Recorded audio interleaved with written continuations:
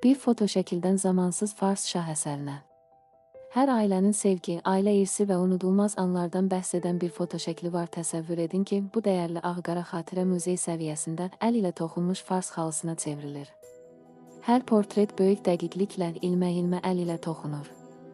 Minlərlə ilmə hər ifadəni, hər detalı və hər duyğunu canlandırır. Bu, sadəcə bir fotoşəklin surəti deyil, dünyanın ən qədim və ən hörmətli incəsənət ənənələrindən biri çərçivəsində ailənizin irsini yaşadan bənzərsiz təsviri sənət əsəridir. Daniel Picasso tərəfindən hazırlanmış əl işi fars portret xalısı nüfuzun, mədəniyyətin və zamana meydan oxuyan sənətkarlığın rəmzidir. Adi fotoşəkillərdən fərqli olaraq, bu xalının məqsədi nəsillər boyu yaşamaqdır. O, valideynlərdən övladlara ötürülən dəyərli ailə yadigarına çevrilərək həm mənəvi, həm də yüksək bədii dəyər daşıyır.